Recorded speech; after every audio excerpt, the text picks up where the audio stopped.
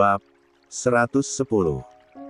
Anda yang mengkhianati suami Anda, bahkan meninggalkannya dalam rasa sakit yang mendalam selama berpuluh-puluh tahun, seharusnya yang dendam dan membalas segala perbuatan Anda adalah keluarga istri saya. Dan saya tidak habis pikir akan apa yang otak kecil Anda itu pikirkan ketika melakukan sesuatu yang menyebalkan begini. Anda sudah tua padahal tapi bagi saya mental Anda tidak lebih besar dari anak umur 3 tahun. Tidak jelas. Goblok luar biasa. Kan, beginilah Wirya juga sudah keluar dari batasan. Tidak ada satu kata pun dari mulutnya yang keluar berupa pujian, semuanya hanyalah sarkasme yang siapapun akan mendengarnya akan merasa terhina atau bahkan juga tersenggol luar biasa egonya. Temui saja saya langsung jika memang mental Anda adalah mental seorang manusia dewasa bukan bocah yang belum sempurna akalnya. Kini, tatapan Wirya beralih menatap pria yang sudah kembali memberongak dari jeratan dua anak buah Wirya. Di mana orang yang menyuruhmu? Anda pasti pernah melihatnya bukan? Tidak. Saya sudah bilang saya tidak tahu apa-apa. Pria itu menjerit. Saya hanya disuruh oleh anak buahnya. Saya hanya pernah bertemu Madam sekali saja. Saya berani bersumpah. Anda jangan banyak berbicara. Langsung habisi nyawa saya sekarang juga. Jangan kembalikan saya ke sana. Saya mohon, saya tidak mau. Kembali ke neraka itu. Beritahu saya segalanya tentang Madam sialan itu. Lalu pria itu kembali menutup mulutnya dan Wirya berdecak dengan rahang yang mengetat. Anda menganggap saya enteng sekali. Anda pikir ketika Anda di sini Anda menjadi lebih mudah hidupnya. Wirya sedikit menunduk, menatap lebih intens pria itu yang jelas sekali mengerut takut melihat aura Wirya yang nampak begitu gelap baginya. Saya bisa menjadi lebih bengis jika saya mau. Jadi Anda, Wirya menepuk-nepuk bahu pria itu yang sudah begitu tegang dan kaku tubuhnya. Jangan pernah menganggap enteng saya. Mengerti? Desisnya dengan suara yang lebih rendah. Wirya berdiri, dirinya membenarkan jasnya sejenak lalu keluar dari ruangan tanpa lagi peduli jeritan pria. Itu yang lagi-lagi meminta untuk dibunuh saja. Akibat kejadian kemarin itu, orang suruhan Julian langsung datang tadi subuh. Kini, salah satu di antara mereka mengantar Wirya menuju restoran tempat terjadinya kejadian tadi malam itu. Langkah Wirya menapak ringan di keheningan yang terasa luar biasa mencekam karena semua pegawai yang menyiapkan makanan tadi malam nampak berkumpul dengan raut wajah tegang. Wirya baru berhenti berjalan ketika tiba di hadapan mereka dengan berdiri di tengah-tengah, tepat di hadapan manajer restoran. Yang berdiri lebih depan dari yang lainnya. Anda. Saya Harsa Pak, maaf Pak. Maafkan saya. Saya benar-benar teledor kemarin. Ujarnya dengan suara yang luar biasa bergetar, peluh dingin nampak mengalir di sepanjang lehernya. Menandakan betapa takutnya ia menghadapi Wirya, bahkan untuk mengangkat kepala saja dirinya tidak berani. Teledor bukan kata yang tepat Pak Harsa. Anda hampir saja menghilangkan nyawa sekretaris saya. Wirya berbicara dengan suara rendah saja namun hal tersebut sudah semakin membuat tubuh Harsa bergetar. Bagaimana bisa Anda tidak sadar dengan orang asing yang masuk di antara kru Anda? Sudah berapa lama Anda bekerja sebagai manajer? 10 tahun, Pak. 10 tahun dan Anda tidak seprofesional ini. Wirya berdecak. Pergi saja Anda dari hotel saya. Saya tidak memerlukan pekerja yang tidak becus dalam tugasnya begini. Harsa terkesiap hebat. Pak, jangan Pak. Saya mohon maafkan saya. Saya menyesal Pak. Apa ada yang tidak jelas dari ucapan saya tadi?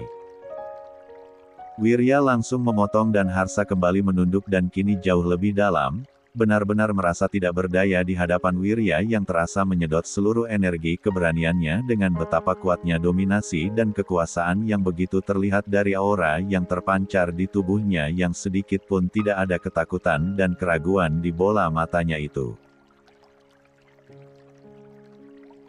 Wirya pergi dan tak ada satupun yang berani meliriknya selama pria itu melangkah tegap. Wirya juga bisa menunjukkan taringnya jika dirinya mau. Hal tersebut bukan sesuatu yang mengagetkan lagi, bukan? Ruangan luas yang dipenuhi oleh furnitur lengkap berwarna keemasan itu nampak begitu gemerlap dan mewah. Selain karena memang isinya hanya barang-barang antik yang harganya memang fantastis karena merupakan barang langka yang jarang sekali ditemui, warna keemasan dari setiap barang memberikan kesan keangkuhan yang begitu pekat. Lihat saja koleksi barang pecah belah di dalam lemari yang dalam sekali lihat saja bisa ditebak umurnya bisa mencapai puluhan bahkan mungkin juga ada yang ratusan tahun, belum lagi beberapa guci dengan pola gambar rumit juga beberapa lukisan besar yang tertempel di dinding. Ruangan itu benar-benar menampilkan kesan antik dan jadul namun tetap terlihat tertata begitu mewah dan berkelas, bahkan agaknya bagi orang yang pertama kali melihatnya akan merasa silau karena sepanjang mata memandang hanya ada kilauan yang muncul dari batu kristal. Sedikit atau mungkin banyak berlebihan segalanya yang nampak di ruangan yang bisa dibilang amat terlalu luas hanya untuk digunakan sebagai ruang kerja satu orang saja. Di pinggir ruangan, tepat menghadap dinding kaca yang begitu tinggi, seseorang yang menggunakan dress merah ketat senada dengan rambutnya yang berwarna merah gelap nan pekat tengah duduk bersilang kaki di kursi kebesarannya dengan rokok yang sejak tadi mengeluarkan asap dari mulutnya. Tubuhnya memang semampai dan memiliki lekukan yang sempurna, ramping dan tidak terlalu tinggi. Pun dirinya juga hanya duduk tegap dan santai nampak begitu menikmati rokok, namun aura yang dikeluarkan tubuhnya membuat beberapa pria berbadan besar yang sejak tadi mengelilinginya hanya mampu menutup mulut rapat-rapat juga kepala yang menunduk dalam. Berdiri kaku tanpa melakukan apapun di hadapan orang yang bahkan mungkin hanya seperempat saja besarnya dari tubuh mereka. Semua itu karena wanita itu baru saja mendengar rekaman suara seseorang yang jelas-jelas begitu menghina dan merendahkan dirinya yang selama bertahun-tahun ini tidak pernah ada satu pun yang dia melakukannya. Rokok yang sudah begitu memendek, ujungnya yang terbakar api wanita itu tekan ke asbak yang juga sudah penuh akan sisa rokok sehingga bara yang muncul di sana seketika padam. Dia mengambil sebelah rokok lagi dan seseorang berkepala pelontos yang sejak tadi setia berdiri di sebelahnya dengan sigap menyodorkan pemantik ke ujung rokok yang terselip di antara bibir terpoles lipstik merah menyala itu. Anak itu lumayan juga, ujarnya menghirup dalam-dalam rokok lalu menghembuskan asapnya sambil menyeringai. Brengsek. Lalu dalam sekejap, seringaiannya berganti dengan raut wajah marah. Benar-benar berubah secepat kilat bahkan tanpa sempat ada yang menyadari. Asbak yang ada di atas meja ia lempar sehingga langsung hancur berkeping-keping ketika menghantam lantai ruangannya yang selalu mengkilap setiap saat. Wanita itu benci kotor omong-omong, setiap beberapa jam sekali ruangan pribadi tempat dirinya banyak menghabiskan waktu sehari-hari ini harus wajib selalu dibersihkan dengan sempurna. Sedikit saja ada noda, alamat habis nyawa yang bertanggung jawab dalam kebersihan tempat paling privasinya ini. Berlebihan. Sampai ada yang mengatainya begitu, mungkin matahari besok hari tidak akan pernah lagi orang itu lihat. Maklum saja, kemarahannya kali ini bahkan membuat semua orang yang ada di dalam ruangan makin tertunduk dalam, bahkan mungkin jika kepala mereka bisa masuk ke dalam leher saja akan mereka lakukan saking tidak inginnya menyentel emosi wanita itu yang memang dikenal temperamental, namun jika dirinya marah, wanita itu akan memerintahkan untuk melenyapkan apa yang membuatnya terganggu tanpa sedikit pun meninggikan suara, namun kali ini, asbak saja sampai dirinya lempar dan sudah dipastikan bukan hanya sekedar amarah yang dirinya rasakan kali ini. Wajar bukan orang di sekitarnya langsung merasa menciut nyawanya. Rekaman suara Wirya tadi kembali terngiang di dalam kepala, bagaimana pria muda yang masih wanita itu anggap bak bocah ingusan mencemoohnya habis-habisan dari setiap kata yang keluar dari suaranya yang sialnya terdengar begitu tenang dan percaya diri. Yang hanya semakin membuat wanita itu merasakan kepanasan karena terbakar hebat oleh emosinya sendiri setelah mendengarkan sampai habis rekaman yang tadi dibawakan oleh tangan kanannya sendiri. Apa yang harus kita lakukan, Madam? Dia sudah benar-benar mengibarkan bendera perang dengan merendahkan Anda begitu. Apa sudah saatnya saya turun tangan? Diam.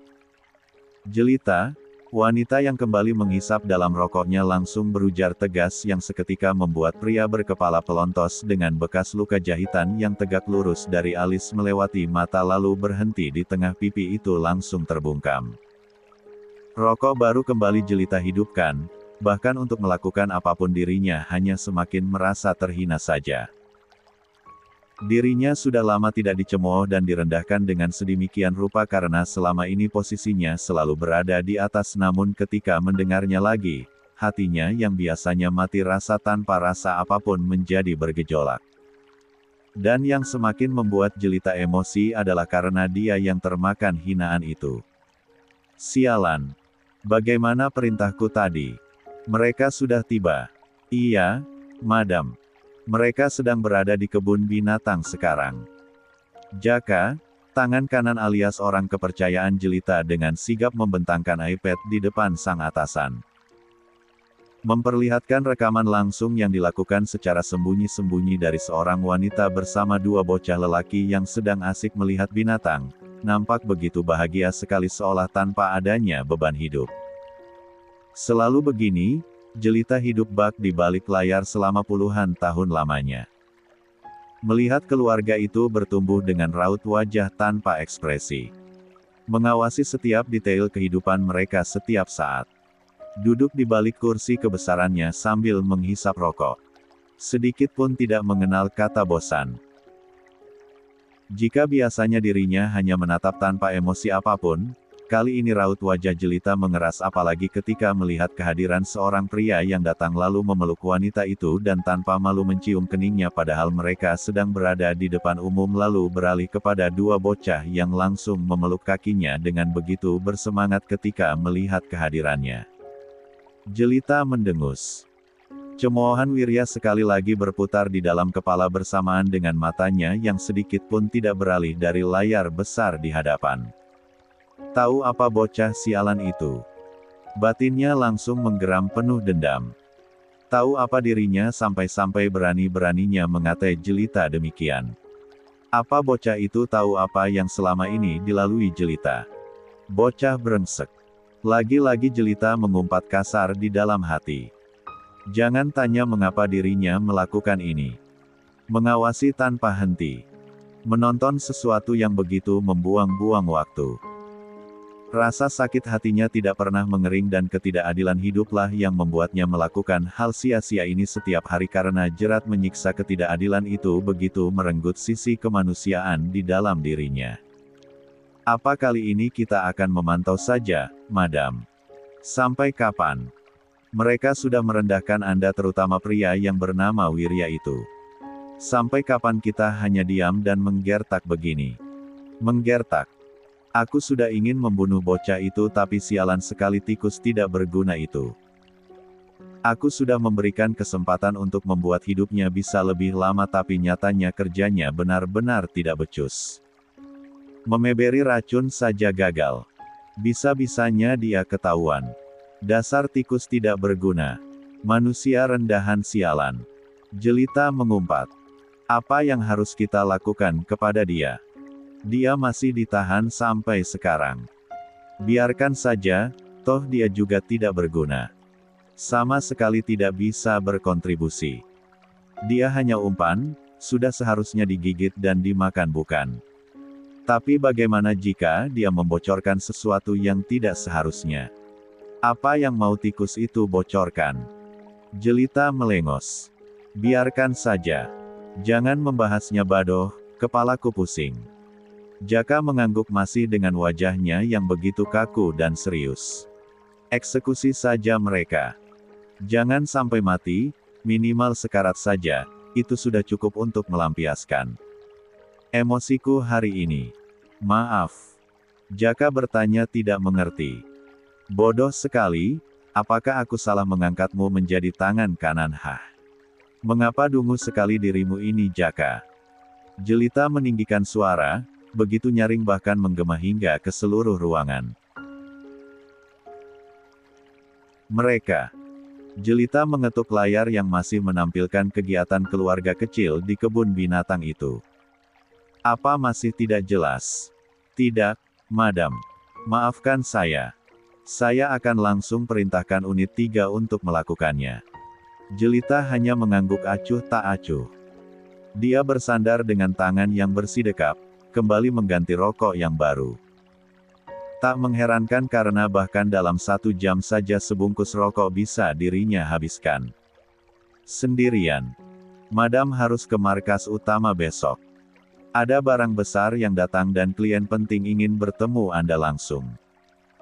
Jika tidak, barang tidak akan bisa masuk ke bandar udara. Sekalian bertemu dengan unit 1. Anda belum pernah bertemu mereka bukan? Ada beberapa orang baru yang direkrut. Merepotkan sekali. Jelita melengos kesal. Baiklah atur saja. Sekarang, keluar kamu Jaka.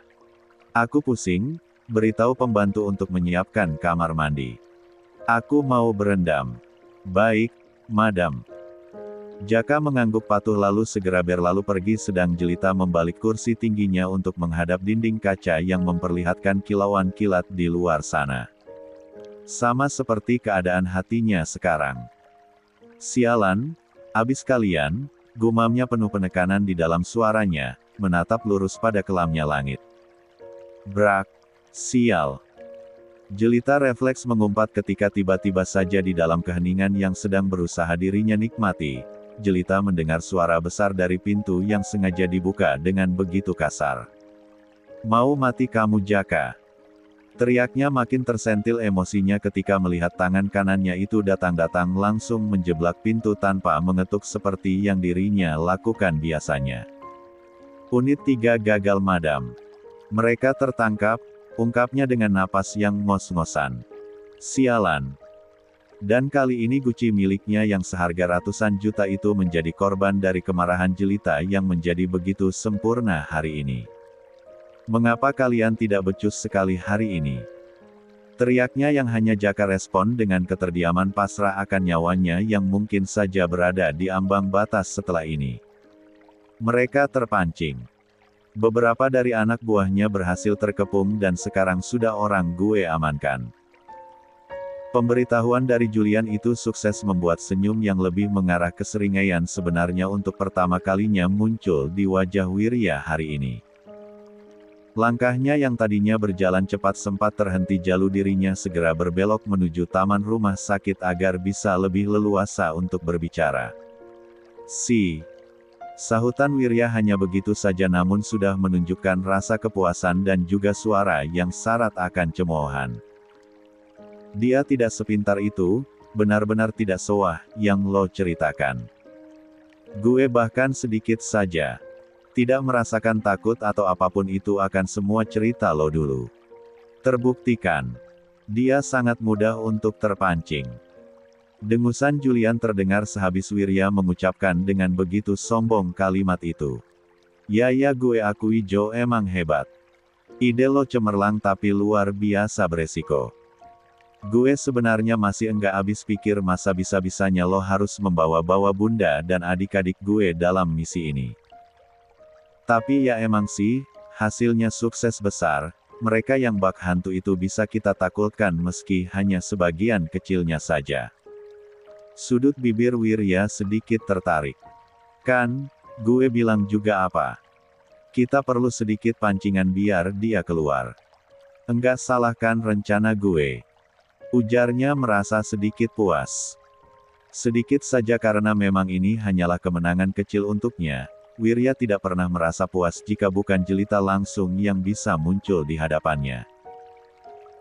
Sebenarnya, ide ke kebun binatang itu hanyalah akal-akalan Wirya saja dan beruntungnya Hanum mau diajak bekerja sama, dia bahkan langsung mengiyakan saja tanpa berpikir panjang padahal sang suami Jiandra dan sang anak sulung Julian sudah setengah menolak karena rencana Wirya terlalu beresiko. Benar-benar membahayakan nyawa orang yang paling mereka sayang, mana membawa-bawa Gio dan Deo pula. Hal yang semakin membuat Jiandra makin meragu untuk mengizinkan pelaksanaan rencana tersebut. Namun Wirya mencoba meyakinkan, menjelaskan juga karena sedikit kemungkinan pihak sana curiga ketika yang bergerak keluar adalah Hanum. Dan akhirnya dan juga untungnya Giandra dan Julian mengizinkan walaupun Giandra meminta bahwa Dirinha harus ikut karena hanya dengan begitulah dirinya merasa lebih lega. Tidak meninggalkan anak dan istrinya sendirian saja. Pun rencana tersebut sebenarnya sudah ada sebelum tragedi racun yang bagi Wirya dengan begitu bodohnya jelita lakukan karena memerintahkan seseorang yang benar-benar tidak berpengalaman sehingga malahan karena hal tersebut justru membuat rencana Wirya makin berjalan lebih mulus. Wirya menjadi bisa memiliki akses untuk berbicara langsung dengan jelita meski hanya satu arah saja. Setidaknya segala kalimat cemoohnya tersampaikan dan bisa membuat wanita itu terbakar dan semakin terpancing untuk bertindak. Bukan hanya memata-matai tidak jelas saja karena hal tersebut membuat pihak Wirya dan keluarga Zahwa kesulitan untuk menangkap mereka. Sekarang, hanya karena pancingan sedikit saja, jelita langsung termakan umpan. Hal ini setidaknya memudahkan mereka karena anak buah wanita itu bisa mereka tangkap.